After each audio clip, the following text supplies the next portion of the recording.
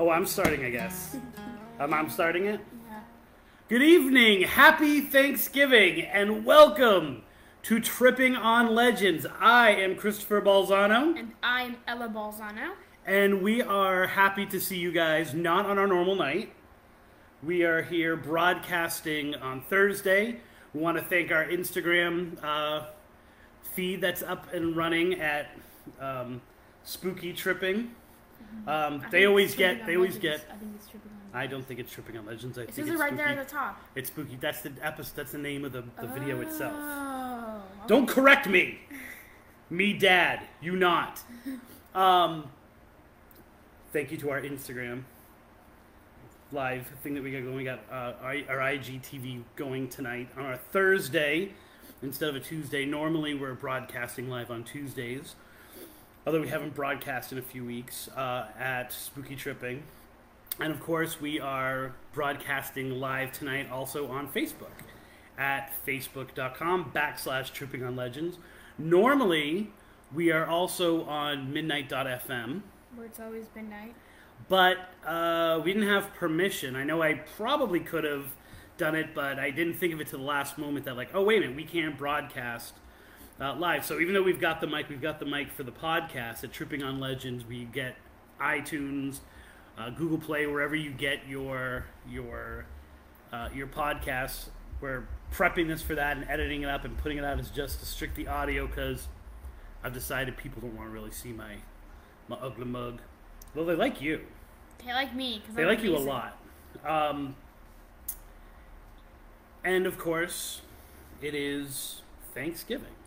No way, really? It really is. Oh my god, no way! Now, you know how some people get upset when people say Xmas, even though technically it's right? Do you get upset if people call Thanksgiving like Turkey Day? Do you think there's a huge backlash of anti-Turkey Day people out there the way that there's like anti-Xmas? What? Well, I always call it Turkey Day. There's an argument over Xmas and Turkey Day? Yeah, like people don't like people to say Xmas instead of Christmas. Oh, because I feel like people are being like, man, but you're the Christ or whatever. You're pulling up the Christ. And the name. When actually the X is actually representative of that in some weird kind of wacky way. Sure. We're not going to get political, although Ella just seemed to attack Christianity there for a moment. No, I was just talking about, like, I didn't even know. Okay, so you weren't talking about Christianity, you were just talking about Christians who were offended by the taking away of the holiday. And it's interesting, that is part of the theme tonight, the stealing or the taking away of a holiday, because tonight's episode 101, officially numbered episode number 101. Yeah, that's funny. The title tonight is Thanksgiving Haunted? And I think that there is no better way to answer that question than with a folklorist and with an Ella. And with an Ella? And with an Ella. I'm just a different breed? You are a breed onto yourself. Yes. You are just Ella. Ella, who, whenever I post anything about her, gets significantly more traffic. We've got, some people call it Family Feast Day. Rita calls it Family Feast Day. A lot of people call it doing everything you can to avoid your family day. I was like sitting on the couch for half the time. Were you really? Yeah. So, what else am I supposed to talk about? I'm going to talk a little bit of history about this episode. In that's when Ella rolls her eyes. In that, this was supposed to be put out there, I think it was November 2nd was the original air date of this episode, and it never came out. Sometimes it's really hard the day of to do it, technical difficulties, living in Florida. But as I started to do this episode, as I started to kind of like piece this episode together and look for a narrative, you know, especially when I'm not covering a specific, or we're not covering a specific haunted legend in Florida, you need to come up with a narrative. Like, how are you going to present it? Because this is a informational one, or this is an exploration one. So what the hell is the story? You know, like, what's the story that's going to drive the episode other than, you know, you giving me looks to try to make me laugh while I talk? And as I started to delve into this, I things kept popping up. And then all of a sudden it was like, I have to do more research. I have to do more research with this.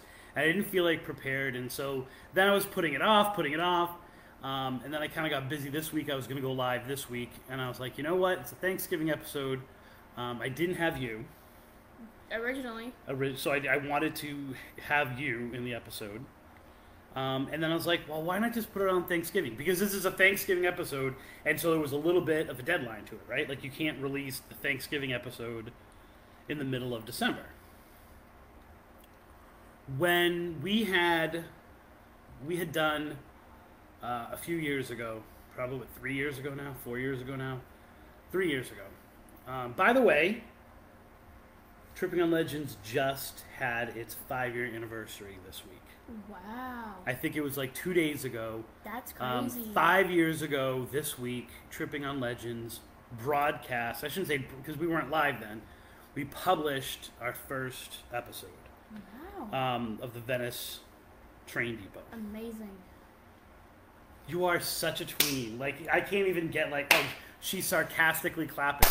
But it's been a long road. Like, it's taken a lot of twists and turns. It's been, you know, the idea of Tripping on Legends before the radio show was to document how you do this kind of stuff. And I feel we've become that, and we've done that, and we've been more transparent, I think, than some other radio shows that just kind of, or podcasts, that just kind of broadcast or tell you. I actually give you a little bit of the narrative of how I come up with things and how I do things, and hopefully that gets you to think. So, happy anniversary. Happy birthday. Did you see I made a little birthday cake with a Tripping on Legends? I'll show it to you later if you didn't see it. If you were following our social media, you've seen it. I don't have social media. And you won't ever. So I had, years ago, I think 4 years ago, Natalie and I had done a Is Christmas Haunted episode. Please make sure to cover your mouth when you yawn. And it was very successful, and it was really interesting because we talked about a whole bunch of different legends. And it was like, why is Christmas haunted? Like, why is that old idea of in the song, and tell ghost stories of long, long ago? Then we kind of did a few Christmas episodes, and all of those are in the show notes. In the show notes tonight, so in case you get bored, you can click onto an old episode. Or if you're just listening to this, you can find those podcasts. The links are all there. And it was really successful. And I really enjoyed doing those because it was this idea of holidays, right? And holidays being a touchstone for ghost stories. So then it became...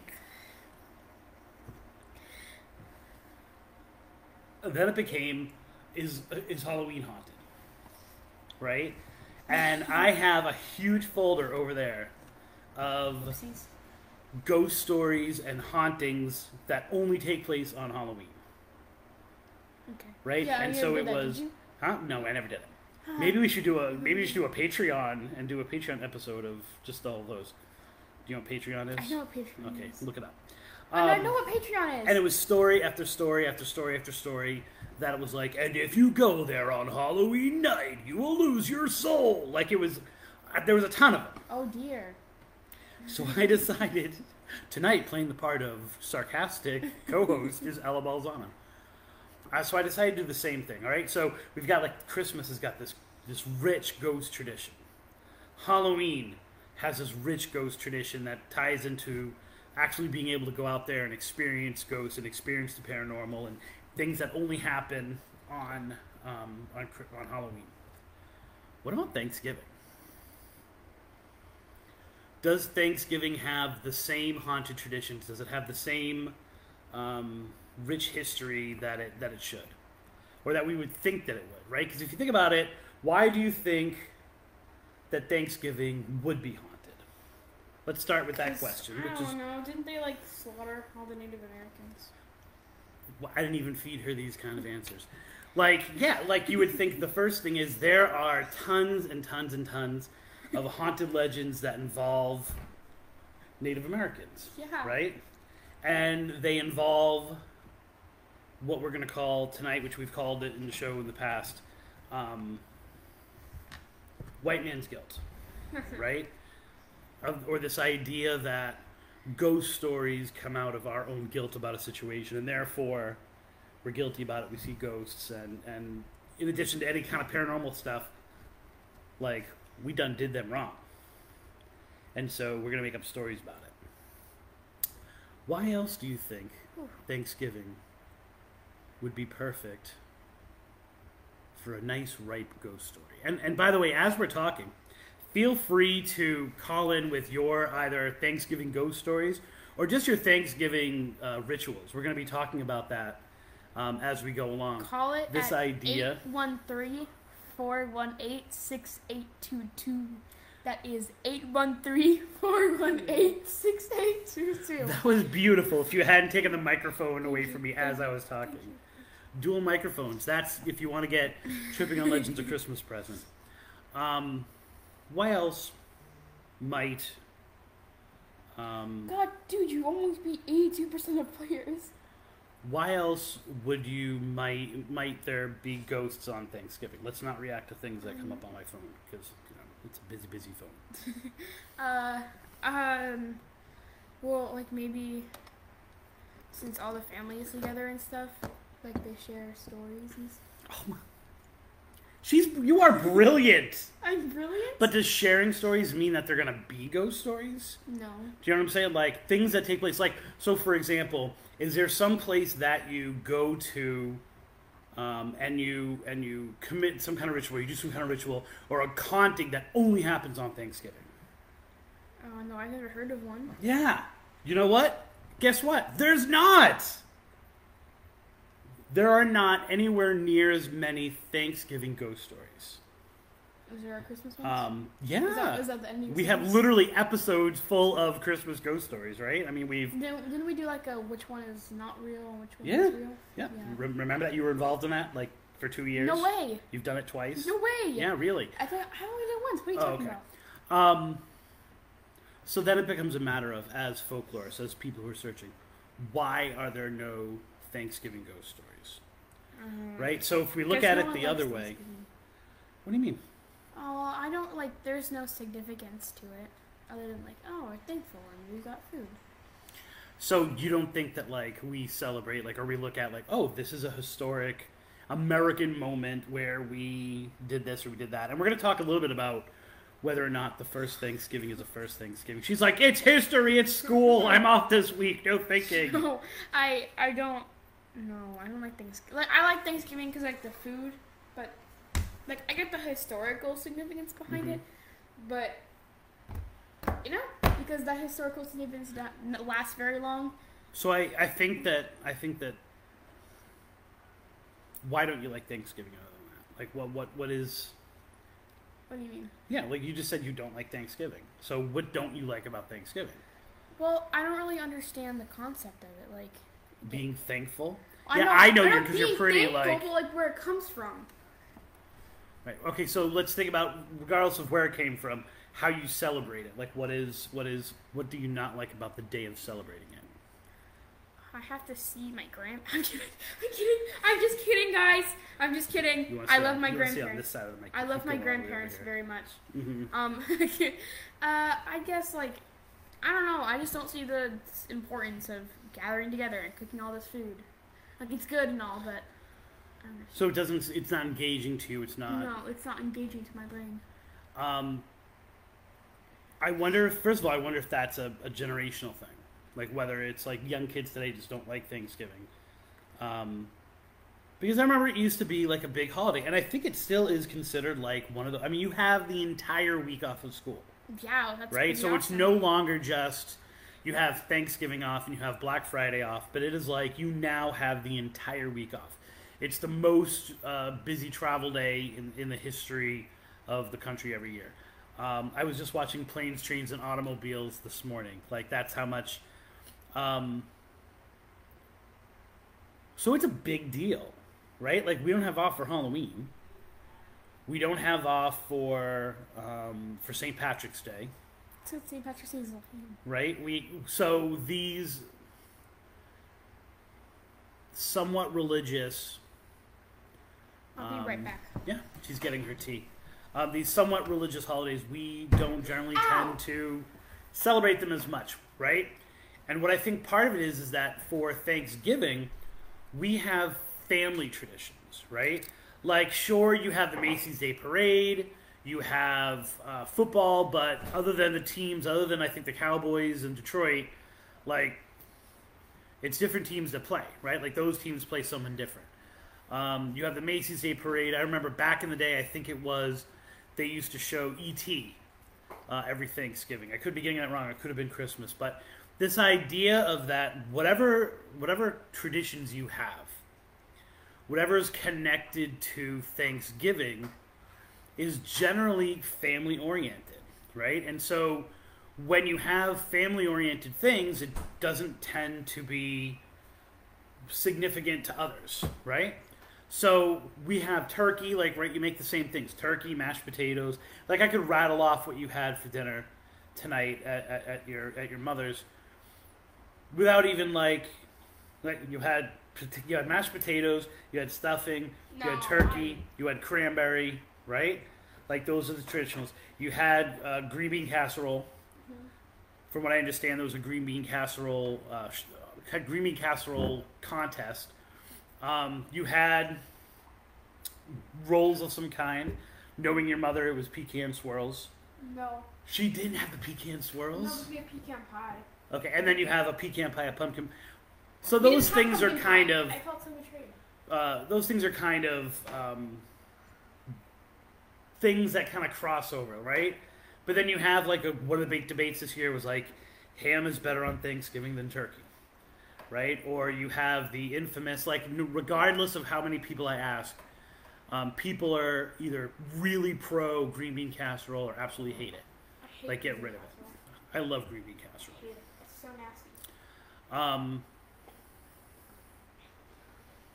But the little traditions, the things, the way you do them, are so much more individualized. And when you start parades in certain towns, right? The football games. And so I think Ella's retired, so I'm just going to go to the middle here. It's okay. I ain't judging you. Trust me, the number of times I've been rejected by a female who said she had a headache, I'm used to it. Love you. Love you too. I think Ella's gone out, so we'll forget about her, but I wanted to get in here. Happy Thanksgiving, everyone. But I think there are some other reasons why you don't really have this onslaught of ghostly traditions within the Thanksgiving feast, within the Thanksgiving holiday.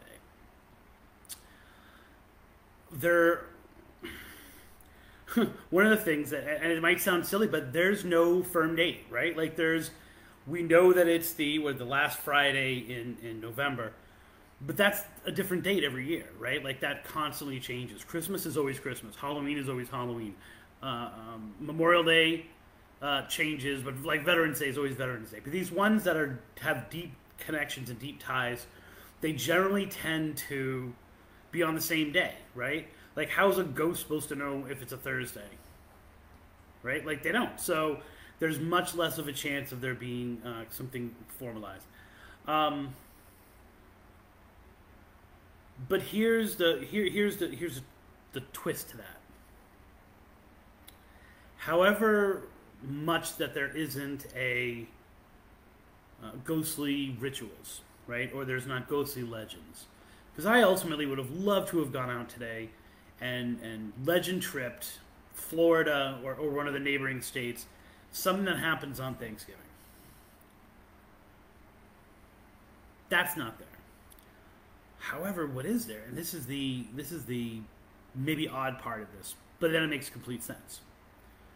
There are tons of ghost stories that happen on Thanksgiving. Not ghostly legends, but, for lack of a better word, true ghost stories. Ghostly experiences. People have see ghosts. They tend to see more, oddly enough, they tend to see more ghosts on Thanksgiving than they do on Halloween, right? I mean, Halloween, we're all geared up for it. You go out and you look for it and try to get spooked. You're in the whole mindset of it. But Thanksgiving, um, from all the research that I did, has a much higher personal ghost experience rate. And if Ella was here, I'd ask her why she thinks that is, but it kind of makes sense, right? And it taps into a lot of the things that I'm going to be talking about tonight. So some of these elements, some of these other parts of it. The first one is that we are connected to our family. And regardless of the memes and regardless of the jokes, there is this idea that it's a day that family gets together. So let's first talk about the juice, right? Our families getting together generally tend to either make us really high or really low, both of which is a very powerful energy, right? Like you are connecting, you're having memories, you're having experiences, you're having emotions, and that generally tends to, if we're talking about the paranormal, not as folklore, but as kind of like, you know, what is going on here with this, what makes a ghost. You've got that element to it, right? You've got that idea that here are the elements that create the paranormal. We also are connected with our past. This is why we talked about this in terms of when you decorate the Christmas tree and you're bringing out different ornaments, and all those ornaments seem to have some kind of significance to a moment, right? Like if we, as we're doing our tree, and I'm opening up Ella's first Christmas, or I'm opening up, like, I still have ornaments from my marriage, and it's like, couple's first Christmas, yeah, and all these kinds of things, or, oh, remember when we did this, or, Devin, remember when you made this in 5th grade, like, all of these things, and they generally stir up emotions. And I think that when you are celebrating in that way, you can't help but remember the dead. And it's also that idea of what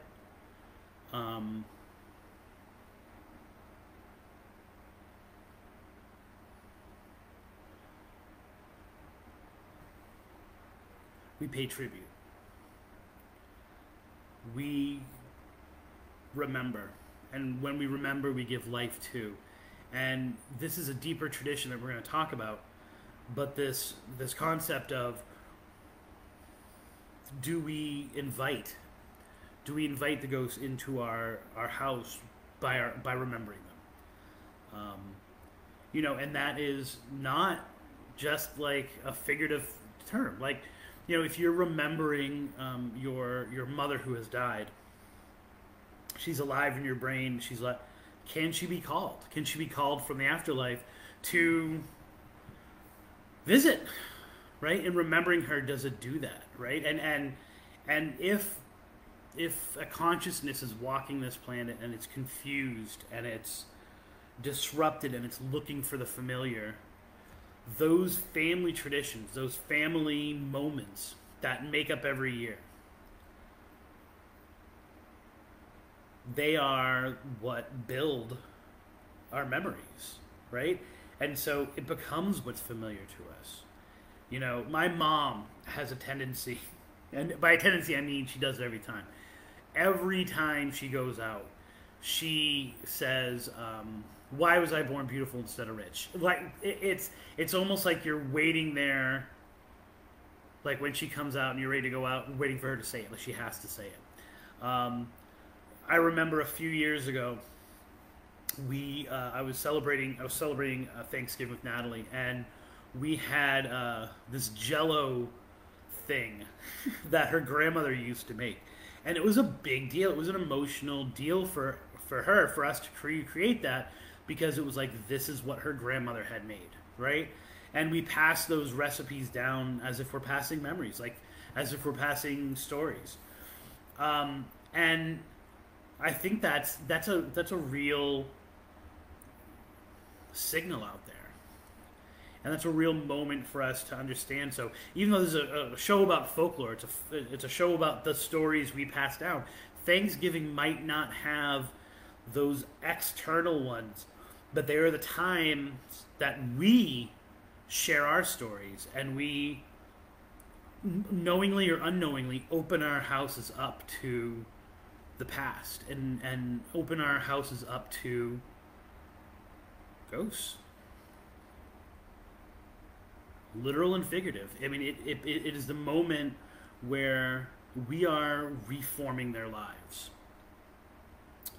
We are Frankenstein giving that shot of electricity to memories that are existing there, and potentially even people who are existing there who are looking for that little shot to get them over the top. So I went looking for then, like, are there stories? You know, I found a few.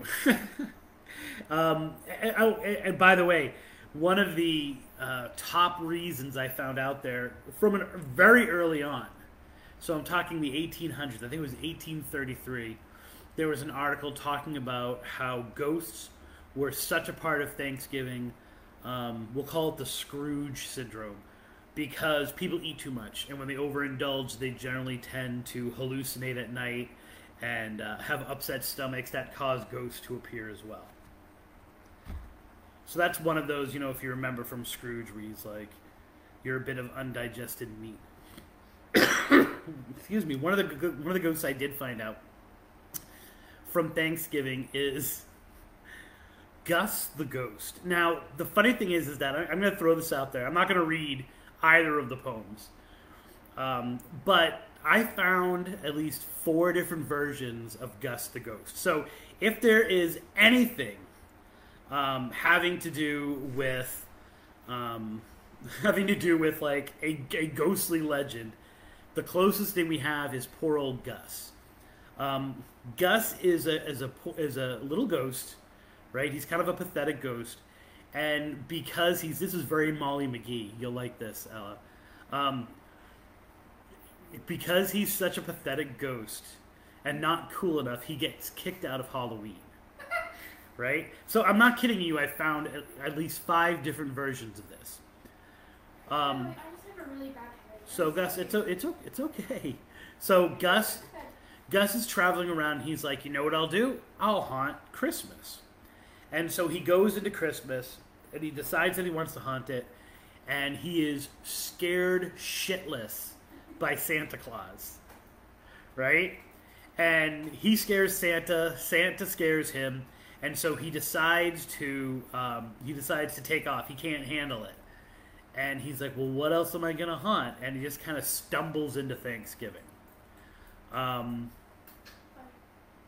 Yeah, so no one was paying attention to him, and that's the only way that he was able to do it. And it's a good story. Like, he tries to scare the family, but because it's like, you know, oh, it's holidays, they take him in, and Gus finds the family. I am not kidding. 5 different versions of that, all of which are really bad poetry. Then I was able to find,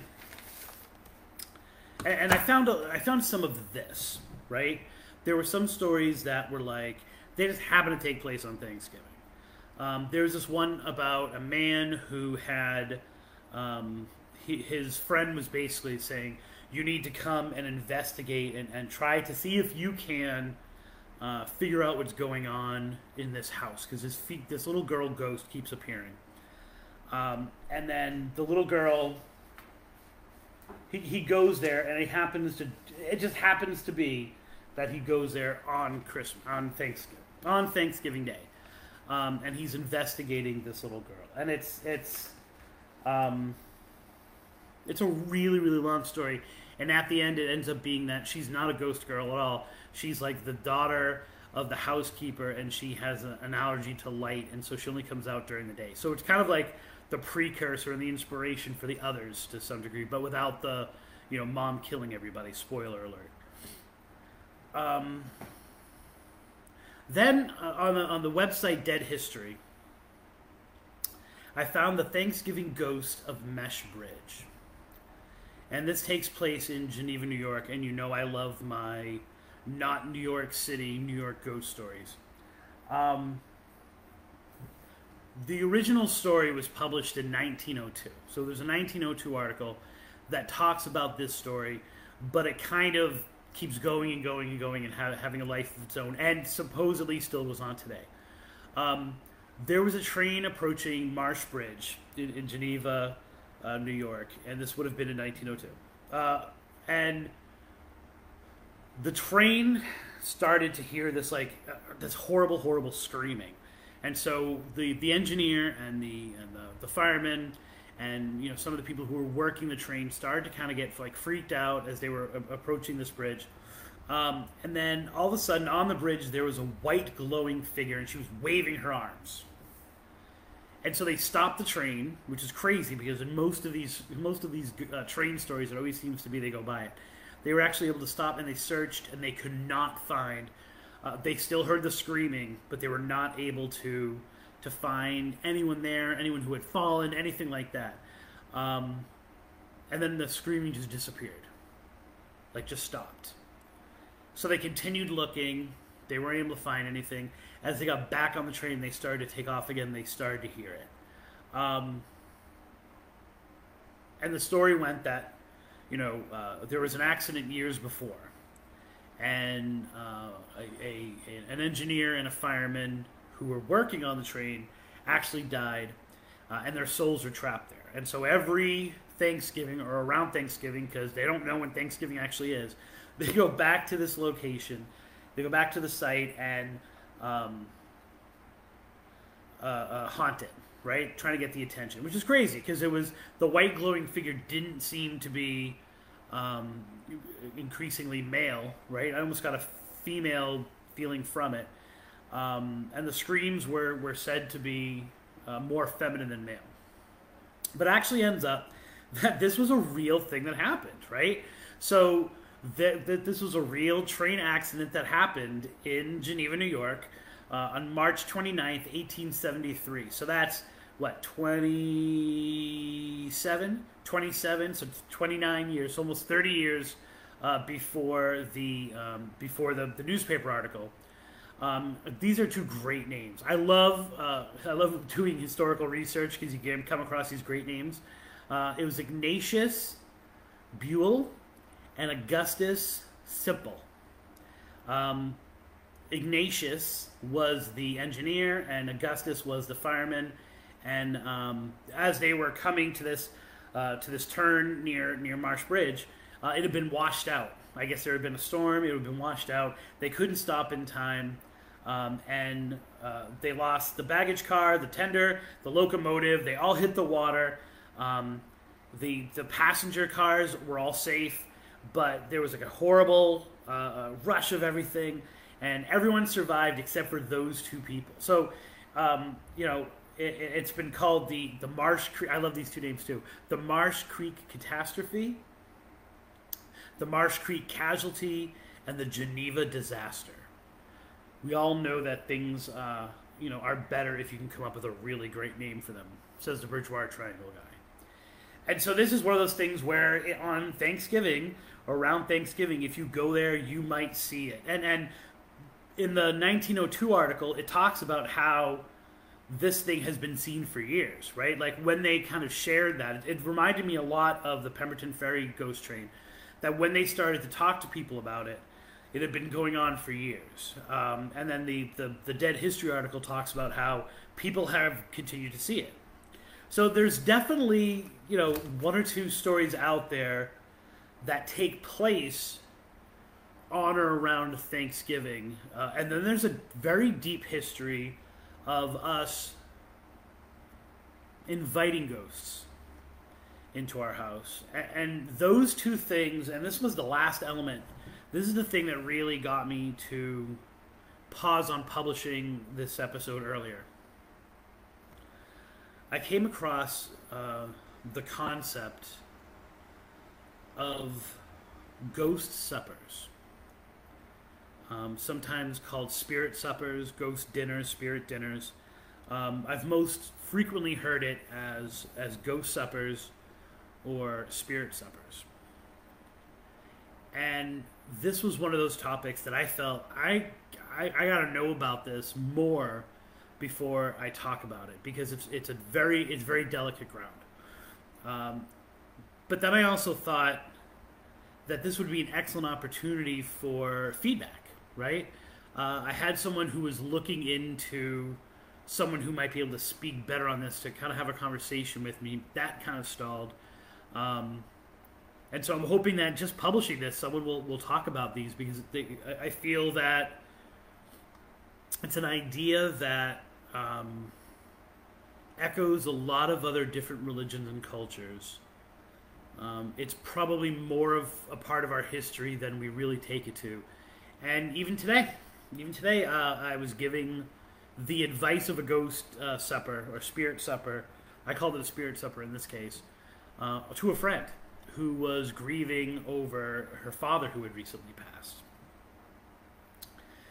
And I'll start out by saying that this is a Native American idea. And a lot of the tribes that are associated with this were ones that come from the Midwest, the upper Midwest especially, somewhat in New England. A lot of the information I found came out of tribes from Michigan. Not the Michigan tribe, but tribes from Michigan. And a few tribes from New England as well. And I got the idea that this was a much richer, deeper tradition. But then I also know I was able to talk to a few First Nation people who are still celebrating these here in the South. I was not able to touch upon the Southwest, whether this was something that was practiced there. There have been a lot of discussions about what exactly took place on the first Thanksgiving. Was it, and obviously the idea of like we couldn't have made it through the winter, and then we decided to then take over the people who had helped us. All of which is true, or at least the second part of that is true.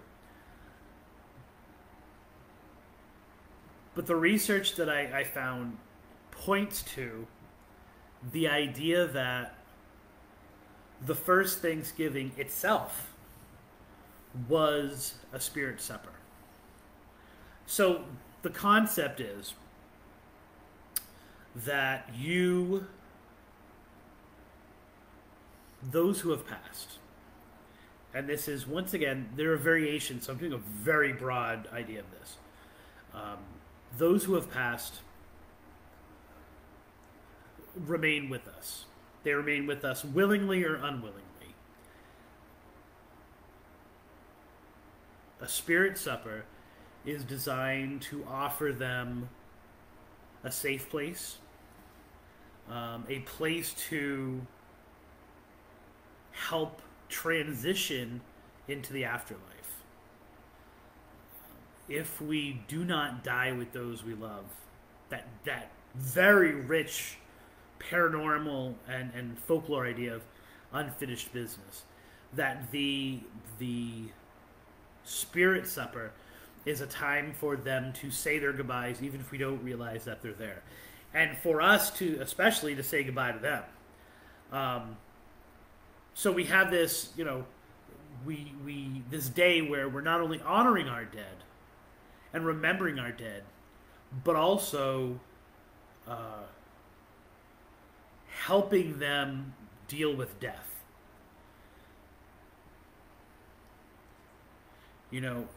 And cross over. So a spirit who is involved, a spirit from the ghost supper perspective, can either be someone who has passed who comes back, or someone who has passed and is in transition, is lost somehow. This becomes a focal point for their transition, and through this meal they're able to. But it's a time of deep revelation as well, right? So it's not only you honoring your ancestors who have died, or the people in your life who have died, but you also ask things of them. You also offer things to them and leave yourself open to. So for people who love this idea of connecting with their spirit guides, connecting with the people who have passed, it's Thanksgiving is maybe a better night to do that than Halloween, when the veil is so thin, right? Because this is traditionally one of those times. Now, the time has passed, right? Or the time when it has, when you celebrate spirit suppers has changed over the years. Traditionally, it was celebrated between the last harvest and the first snowfall, which is how you know it is a northern thing, right? So when you when you do the last harvest and when the first snow falls, which is funny because, I mean, how many times is the first snowfall before Thanksgiving? Often, if you're in New England, and probably just as much if you're in Canada or Michigan or other northern states. At some point, it gets shifted slightly, right? So as we start to Christianize the different tribes in this country, and as we start to have that influence, it goes from being on whenever that is, so a random date between those two time periods, to November 1st, which is All Saints Day, right? So it's the day, and if you're Hispanic, it's the Day of the Dead. But like this idea of like coinciding Christian holidays and Catholic holidays with other cultures to probably incorporate them and have them be like, no. And over years, like they're going to forget that part and they're just going to remember the saint part of it. So it was moved to November 1st. And some tribes, from what I've been able to discover, still celebrate it on that day. In recent years, so let's say like in the last 20 years, that has shifted to Thanksgiving. Primarily because it's one of those ideas of like, this is how we, and one of the Native Americans who I spoke to, is baffled at the fact that her kids still have to dress up in feathers at school, and so she refuses to allow them to participate in those things because she's insulted by it, right? That some degree, this is taking or forcing, at least for Native Americans, the holiday back to tribes.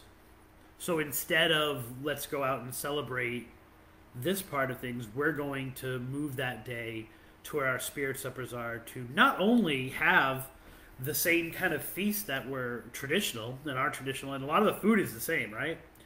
But also to honor our dead there as a way to acknowledge the fact that Thanksgiving screwed up, right? Like what that leads to, the chain of events that leads to in American history is pretty screwed up.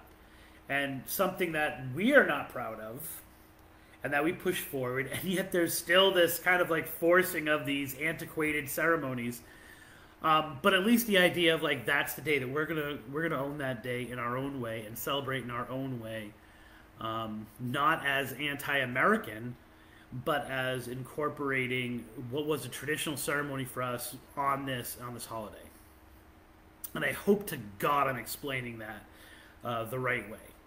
And if there's anyone that can explain it better, like, please contact me. I would love to actually have you on. I would love to, or if you're in the audience and you do, of course, you can call me at 813-418-6822 to kind of talk about those ideas. One of the big things, so these are some of the things that you have. And these are going to sound really familiar when it comes to other traditions that we have during holidays. You cook the person's favorite food. So, especially if someone has passed recently, or there's someone you're specifically looking to honor or celebrate that year, you cook the food that was their favorite or most associated with them. So, kind of like that Jell-O, which, by the way, was really, really good. The next thing is, they're saging, I guess, is a really big part of this ceremony for most tribes, or at least the tribes I was able to kind of research. And it was very interesting that there were the four medicines: sage, sweetgrass, cedar, and tobacco. And the idea was, it's funny because we think of sage, and of course anyone can feel free to kind of like come back on this. if I'm misunderstanding it. In terms of more of like either a Wiccan or a New Age way of using sage is to keep things out, right? So you sage your house to form a protective barrier, right? Which is why you're always supposed to get the thing out before you sage, as opposed to people who are just like, I have something bad in my house, so I saged and kept all the doors shut. Well, you just trapped it in, right? This instead, and so it's almost a barrier type thing that is created. Whereas in this this other saging, these I think the saging was a lot of the Michigan tribes. The saging was done and then kind of spread with a feather, and it was meant to cleanse the spirit. And so you as a person engulfed yourself in this, and it cleansed. So rather than trying to clear an area or clean an air, or a house or something like that, you were actually giving yourself a sage shower to some degree, right? Like you were bathing in it. So that seemed to be a really big part of the ceremony for some of the tribes. Maybe that's why so many Thanksgiving meals have like heavy sage in them. I love sage when I cook. Then there were these two different parts that were, I thought, probably the most. You leave your door open. You leave the door open for people who want to come in, and for people who want to come out.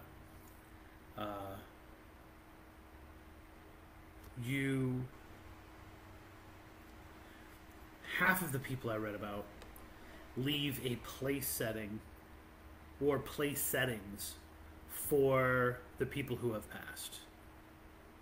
So it reminded me of that, like setting a place for Elijah, right? The idea that they're going to come in, and this is all through any conjuring book that I've ever read, something as well. It's not just a plate, right? You give them a full helping of food for the dead. Those who have passed, those who you're looking to connect with, you leave place settings out for them.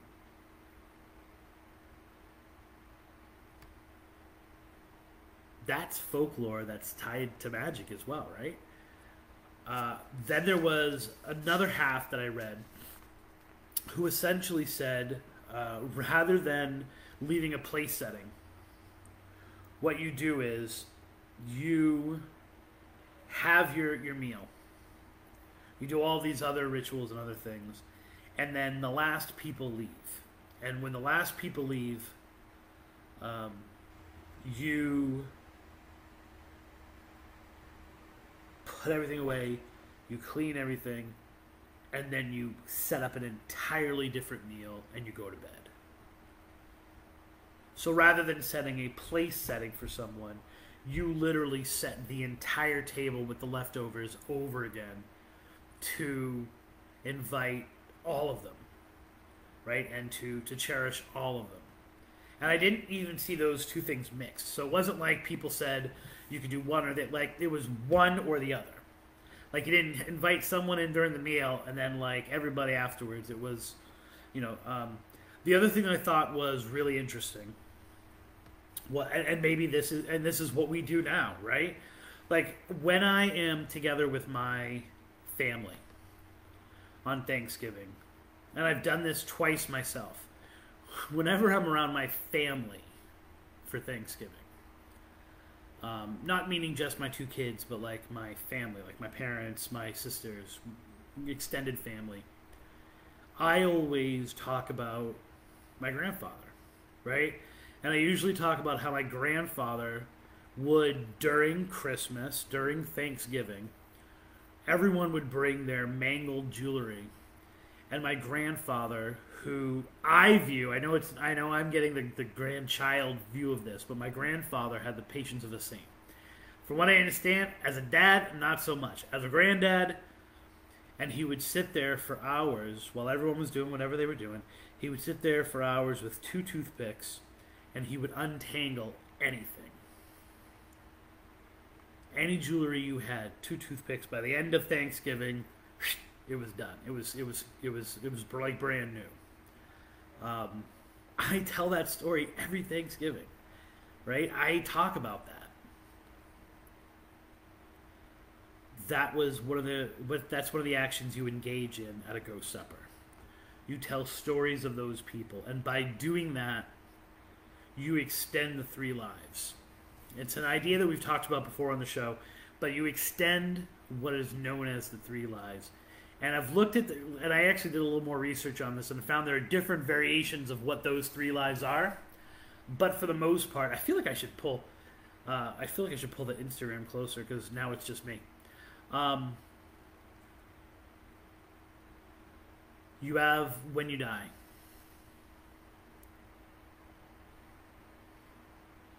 When your body physically dies, that's your first death. Your second death is when the last person who knew you dies.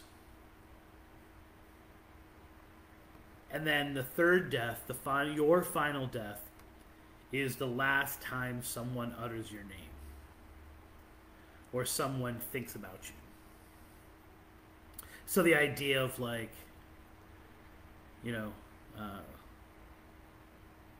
as long as men can breathe and eyes can see, so long lives this, and this gives life to thee. Shakespeare. Like, Shakespeare is not dead, right? He's only had 2 of the deaths, right? Like, we still talk about him. So if I spread that story of my grandfather, who neither of my kids have ever met, if they hear that story all the time, right, my grandfather lives through that story. Whether he's right on my shoulder, and I've actually conjured him to some degree, or invited him in to sit with us during Thanksgiving, which I hope he didn't do this year because like all I had was a gobbler from Wawa. Or whether it's just we keep the honor of him alive. If my kids tell their grandkids about that, he's now existed for generations and generations, and that's how we live. That's how we bring them to life. The telling of those stories is not. It's not just a figurative term for these ghost suppers. It's an actual thing that you're keeping them physically alive, or you're keeping their spirit alive by doing that. That's pretty heavy, right? Like, you think it's just stuffing and cornbread and those kind of things, but we are doing that when we are meeting with each other, right? We are extending the lives by telling those stories, right? Or those traditions even. I think it was Rita said that she has a meal that she makes, a recipe that's like 200 years old, right? Like, that person who came up with that recipe, there's no way to not extend them. The big thing in from my ex-wife's side of the family are pumpkin squares, right? So Devin tonight, and I said, I don't care if I ain't there. I want pumpkin squares. He called me up. He said, do you want me to bring some stuff home from dinner? I'm like, nah, don't worry about it. I said, but you better damn bring me some pumpkin squares. He knows how to make pumpkin squares now. He learned from his mom. His mom learned from his grandmother. His grandmother learned from the original Jane. Passed down. There's some essence of that in that bite. So I guess I'm eating my ex-wife's grandmother tonight. Those pumpkin squares ain't gonna make it through the night. And so I've become obsessed with this idea of, we don't have campfires anymore. We don't have moments where we are getting together and sharing those stories, except for at these holidays, right? These holidays become a time for us to, as a family, gather and tell that family history. The number of stories I've gotten about whatever from the past, so many of them happen during those holidays. So you're making a memory in the moment, but then you're also making a memory. You're also having that other memory come alive. And then sometimes the story bites back. So I was able to find these references to people who had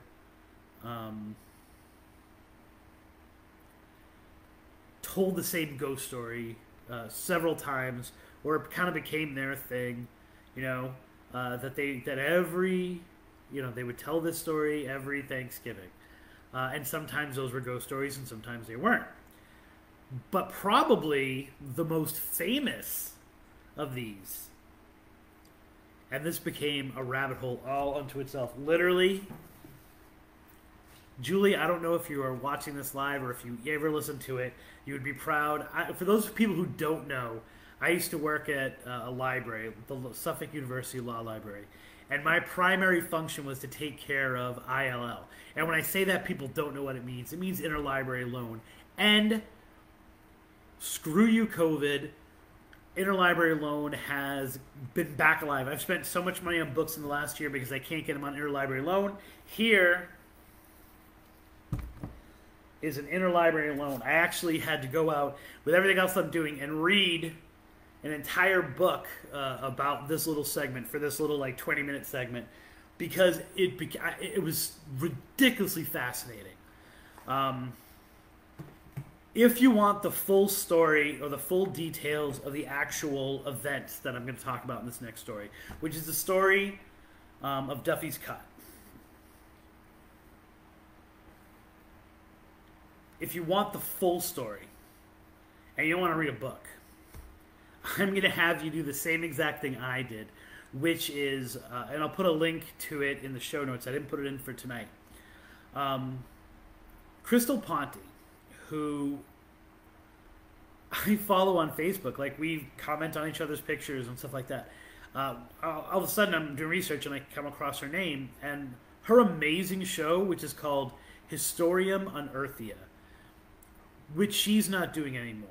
So if you listen to that episode, and you listen to the episode where Jeff Belanger and I go back and forth on the Bridgewater Triangle, and listen to a few of the other episodes, get in touch with Crystal Ponti and tell her she needs to get back on the air. She hasn't done her show in at least a year, and I talked to her about why that is.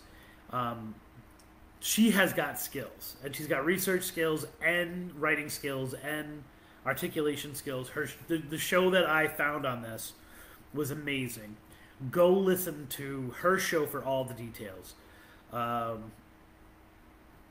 After you subscribe to mine. But go encourage her to keep making the show, to go back to doing the show. So, Duffy's Cut is this area in Malvern, Pennsylvania. So, Chester County, about 30 miles from Philly.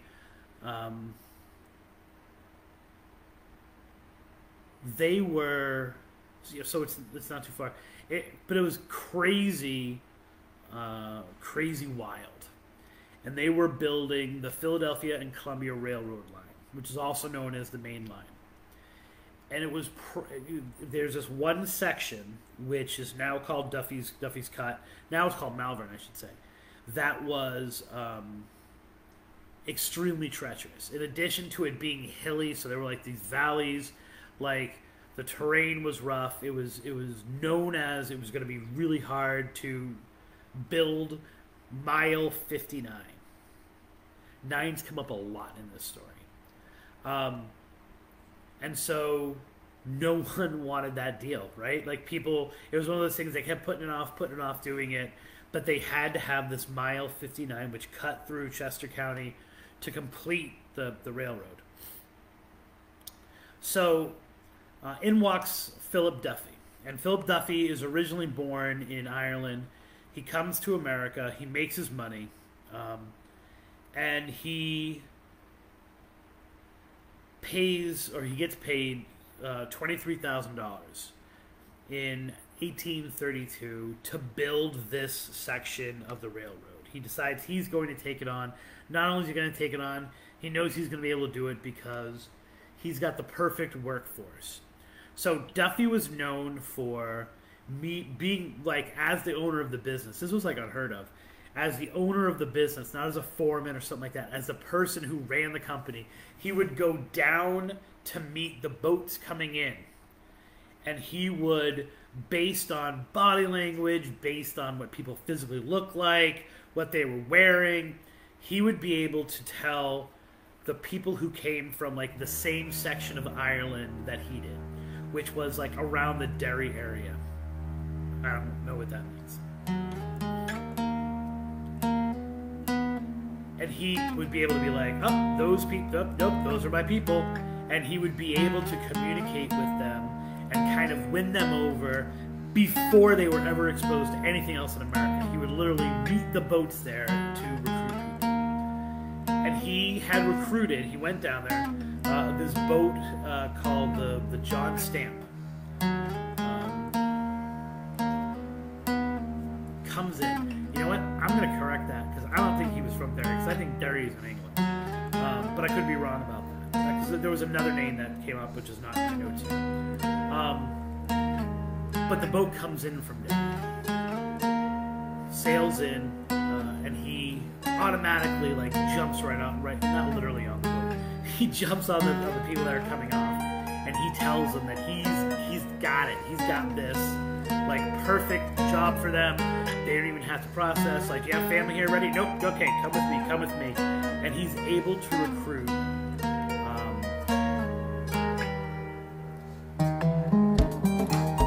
47 people off of that boat to join the 10 people that he kind of already had recruited. So they build a shack, which is already built by the time these new immigrants get there.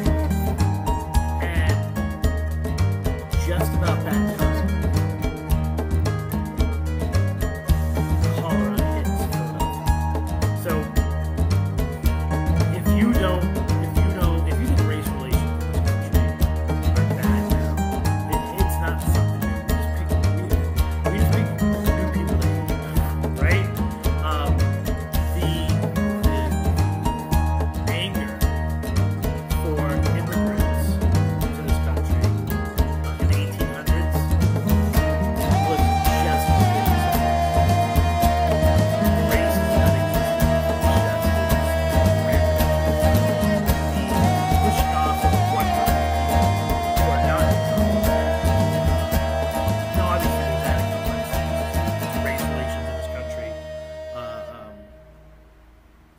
But it was not a good place to be Irish. To be Catholic. There were a lot of places where you just couldn't go. And of course, we all know the Irish need not apply, Italians need not apply. Whatever migration swing was going on was the dominant force. And in 1832, in that part, and the book covers like so much of this. In control were the English, in control were the Scottish, and then you had businesses that like were starting to arise of Irish. So everyone said, the Irish are bringing the cholera in with them.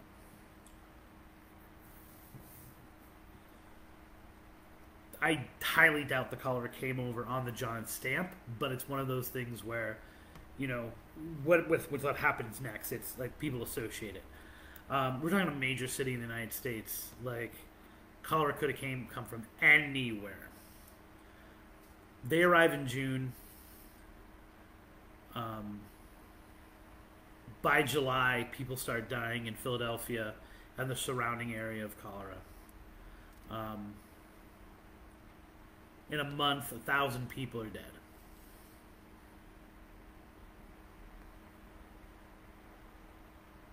By the end of August, or by the middle of August, it starts to reach the camps, the work camps. Now, already they were having like a horrific time with this. I mean, it was not easy work, right? But they were, they kept calling them the sturdy Irish, and they kept calling them the Duffys. These Duffys were the toughest of them, right? They were being successful. They were building it. boom, it hits the camp. Within no time, the entire camp is wiped out. Work completely stops.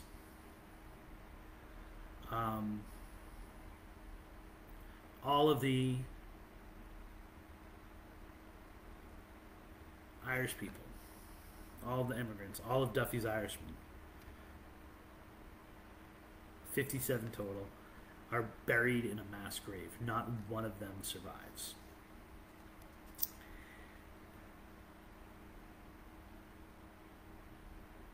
This is a moment that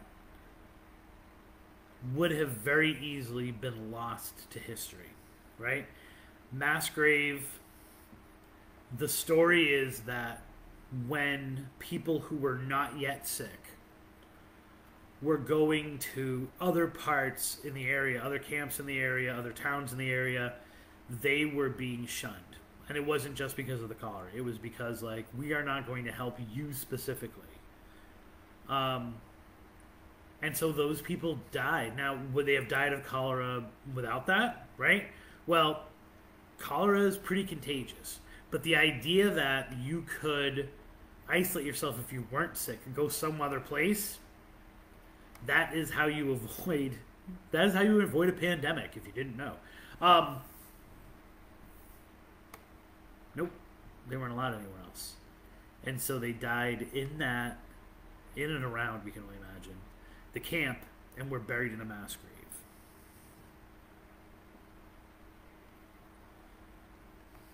This would have been completely forgotten to history, except for the fact that Duffy's Cut is haunted. Not only is Duffy's Cut haunted, there was one man in particular who kept the story alive because of Thanksgiving. So, enter Billy and Frank Watson, twin boys who grew up their entire life. Every Thanksgiving, their grandfather, I should say, would sit them down. Now, he was a man who had the papers. He had the original reports of what was going on. He had what had happened at Duffy's Cut. He had the railroad records. Say that 10 times fast. Railroad records. He had the railroad records, including what amounted to a ghost story, right? Which is really why he kept the story alive.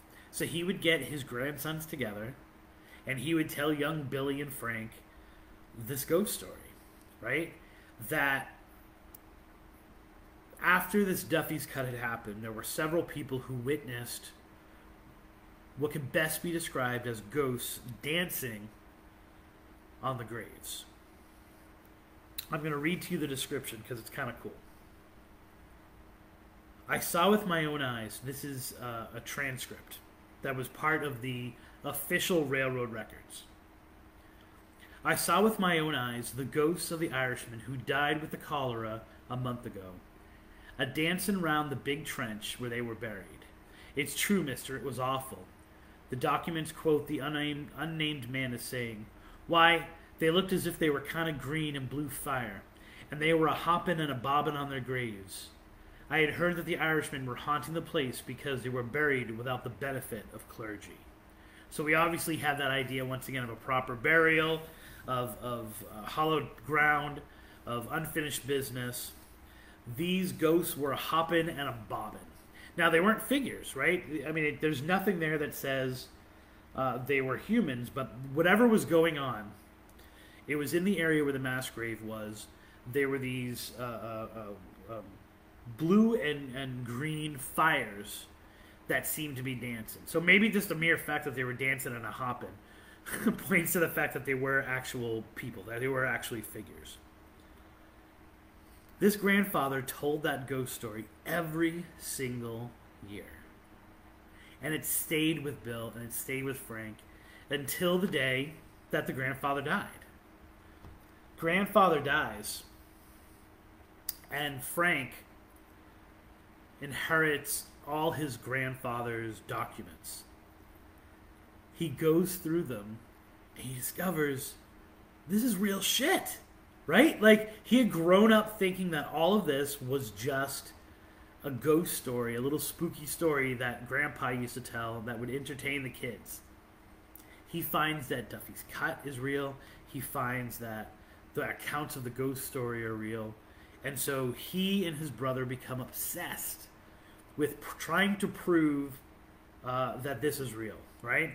And with the anguish of there are 57 people out there who haven't been buried the right way. Between 2002 and 2009, they they dig up the area in Duffy's Cut, and originally they just start finding mementos. They find bottles, they find plates, they find pipes. That was always a big one that's always mentioned, is they found a pipe with like an Irish flag on it or something. Right? They're finding all these artifacts, and then, and Crystal gets into this really well, they find essentially a pocket of air, or a pocket that they can't explain, and they dig in and they start finding bodies. They have not found all 57 at this point, but they find a lot of them. Some of them are buried in Pennsylvania. Some of them are sent back to Ireland. A memorial is put up. And people are now remembering what happened at Duffy's Cut and the tragedy of Duffy's Cut. But that's not all. In their excavations,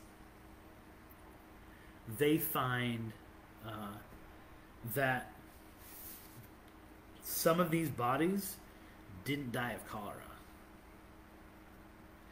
They find skulls that have signs of blunt force trauma.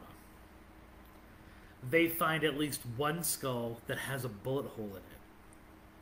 The implication of this is that people turned on those Irishmen. Whether it was mercy killings, right, from within the camp itself, whether the people in the surrounding area were tired of having these people come and ask them for help, whether tension in the area led people just to say, like, ain't none of you guys coming out of that place. There is evidence, there is proof that people acted violently to some of those bodies that are in the ground. Bullet holes.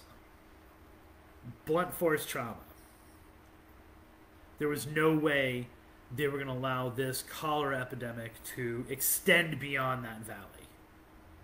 And so there is history that says they were murdered.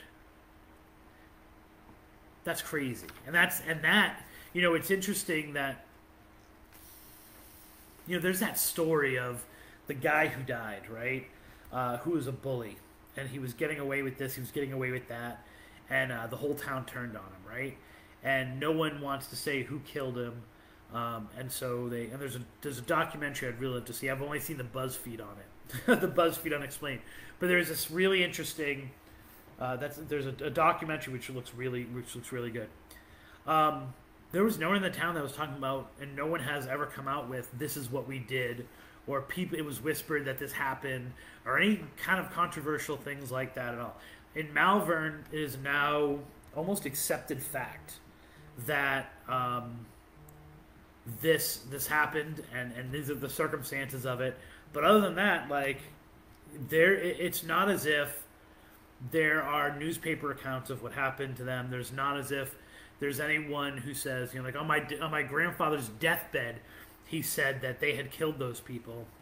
It just kind of is this little hole in their history. This little, well, much like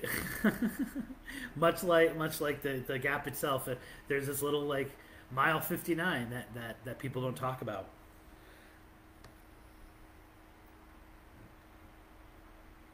But maybe there's something more going on as well. Because as you go into, in this book right here,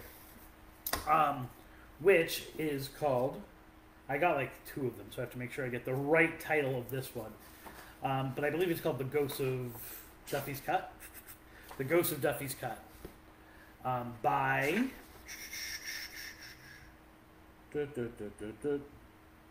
William E. Watson and J. Francis Watson.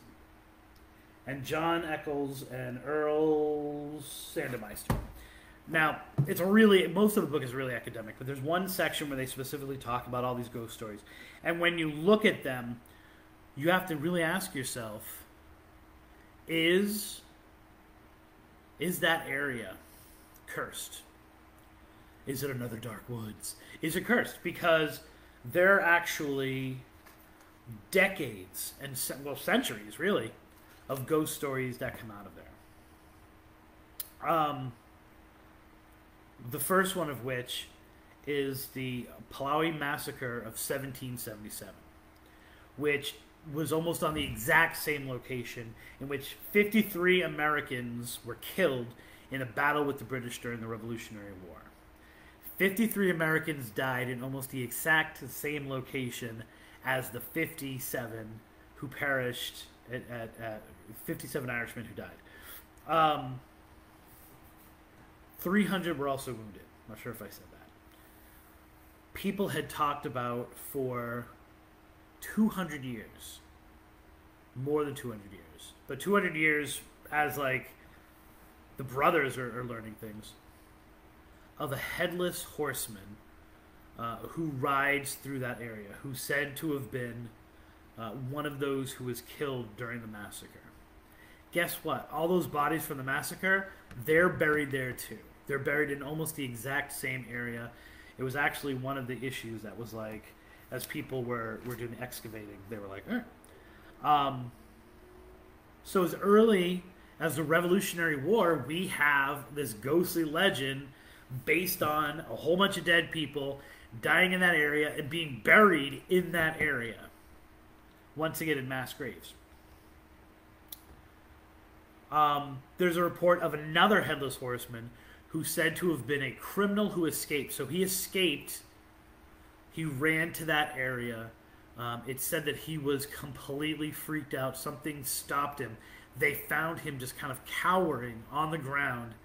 And they strung him up on the spot, hung him. They hung him and his head popped off. Not sure about that. And now he actually walks that same exact area. Then there are the stories, before it was known as Duffy's Cut, and even to some other people it still is, it was known as Dead Horse Hollow. It was known as Dead Horse Hollow because it was the popular place to bring horses to, I'm not even going to say bury them. They would bring them to the valley, which is now known as Malvern, and they would dump, like a dumping ground for their horses. So horses that were dead, horses that were near death, were taken to this one area, and forced over into the valley where they would decay and rot. And so this had been going on for like 200 years. Again, people have said to see all these weird ghosts, these ghost lights in that same area, and to be see ghost horses.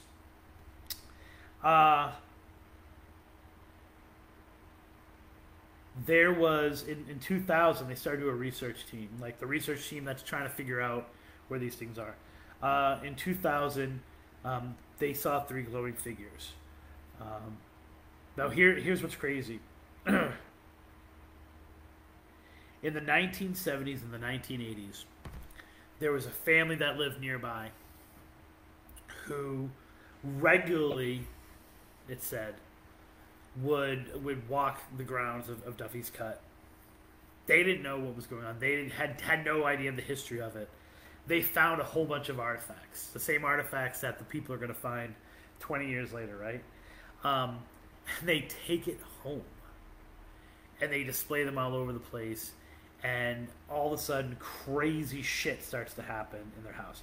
There's all this weird knocking. There are figures that are being seen outside that are walking around their house. They have all of these electrical disturbances, and they said they bring the stuff back to the woods where they find it, they bury it, and all the activity stops. This sounds like a chapter for Haunted Objects 2, because the next thing that happens is that in 2005, some of the stuff from the dig, from the official dig, are brought to the Immaculata University Gabriella Library for display for a special exhibit about the history of the stuff he's cut. And during the entire time that these specific items were taken off, there was electrical problems. They had strange, unexplained noises in that section of the library. People were seeing weird things. So there's definitely this concept that there's something weird going on in that part of Pennsylvania. There's a whole section of like scientific investigation, scientific paranormal investigations that went on that I was like, I'm not gonna, EMF meter readings. And I was like, I'm not gonna get that. But the idea, once again, that tragedy has not only hit this location time and time and time again, but also that people not knowing of the other levels of it have independent reports, right? Or independent stories that they're passing down of the weird ghosts that are going on there.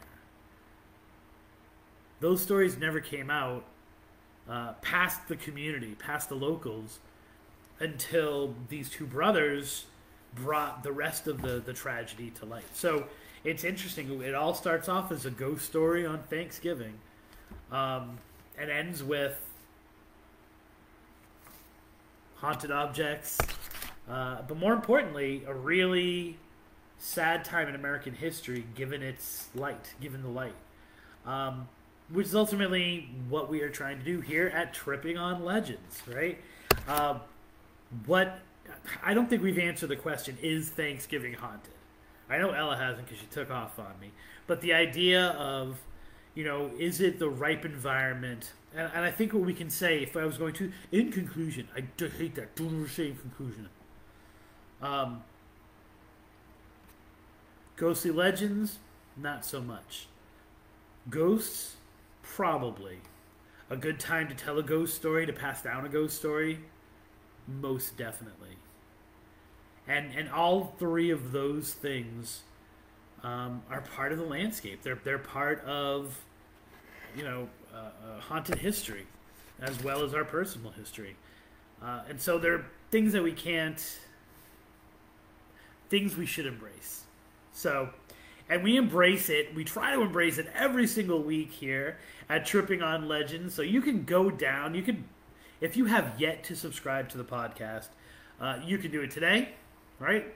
You can give a gift that keeps on giving. You don't have to pay anything.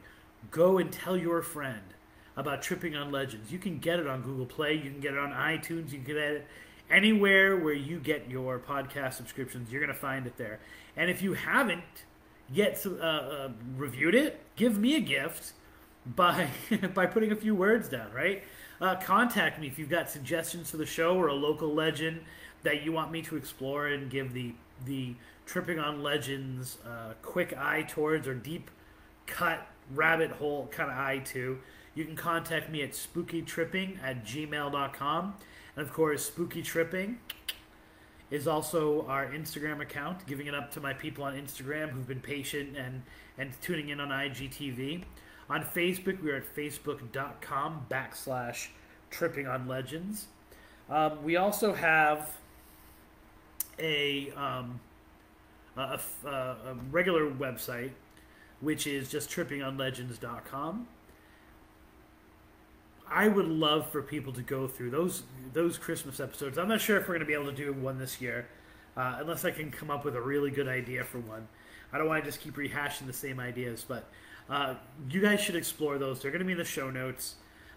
They're really interesting as you're leading into Christmas time or the holidays in general, because a lot of these are not Christian stories that we shared. Explore those stories. Let me know if you have a Christmas ghost story, one from your area, one that goes on, and just in general, like enjoy those shows because they're kind of like a little bit of Yuletide happiness and a little bit of Halloween magic or creepiness like slapped together. So my name is Christopher Balzano for Ella Balzano, who gave up on me more than an hour ago. Here's hoping that all of your trips are legendary.